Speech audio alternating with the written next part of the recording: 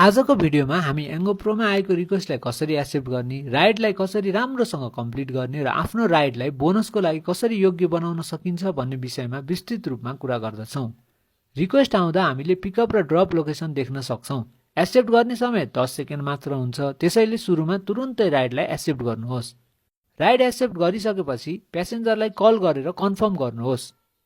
Call गर्नका लागि so भन्ने बटनमा क्लिक गर्नुहोस्। त्यहाँ यात्रुको विवरण देखिन्छ।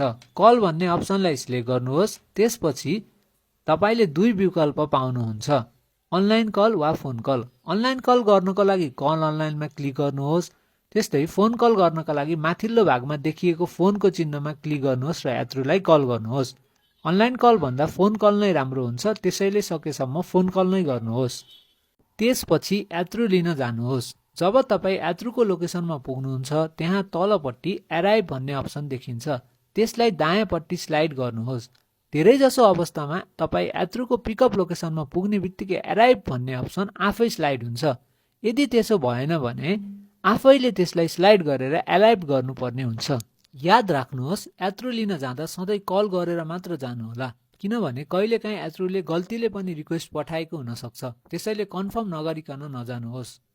जब यात्रु आएर तपाईको गाडीमा बस्नुहुन्छ त्यसपछि मात्रै राइडलाई स्टार्ट गर्नुहोस्। राइड स्टार्ट गर्नको लागि तल देखाइएको स्टार्ट राइड भन्ने अप्सनलाई दायाँपट्टि स्लाइड गर्नुहोस्। त्यसपछि म्यापमा देखाइएको लोकेसन हेर्दै आफू जानुपर्ने डेस्टिनेसनमा पुग्नुहोस्। राइड स्टार्ट गरिसकेपछि तपाईले सो राइडको अर्निङ हेर्न सक्नुहुन्छ। टोटल अर्निङमा देखाइएको रकम नै तपाईको त्यो राइडको अर्निङ हो। कलेक्ट इन क्याशमा देखाइएको रकम यात्रुले तपाईलाई दिनुहुन्छ। यात्रुले दिएको रकमलाई तपाईको टोटल अर्निङबाट घटाइन्छ र जति रकम बाँकी रहन्छ त्यो पैसा तपाईलाई कम्पनीले एक दिनभित्र उपलब्ध गराउनेछ। यात्रुलाई अहिले छुट लागू भएको छ, त्यसैले उहाँले तपाईलाई कम रकम तिर्नु परेको हो। बाँकी रकम कम्पनीले एक दिनभित्र तपाईलाई उपलब्ध गराउनेछ। त्यसपछि यात्रुलाई म्याप हेर्दै गन्तव्य डेस्टिनेसनमा पुर्याउनुहोस्। गन्तव्यमा पुगिसकेपछि आफ्नो राइडलाई कम्प्लिट गर्न नबिर्सिनुहोस्।